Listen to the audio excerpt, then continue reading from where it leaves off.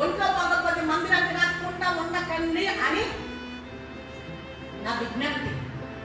నా చేతికి జోడించి ముందొచ్చి కాసేపు దేవుడితో చెప్పప్పుడు అలాగే వెళ్ళొద్దు అని చెప్పరా. చాలా మంది ఏం చేస్తే సార్ వెళ్ళేటప్పుడు ఫోన్ చేయించుకుంటారు. తప్పని చెప్పట్లా, నా మాట చాలా జాగ్రత్త. నేనంత ఫోన్ చేయించుకోవడం కంటే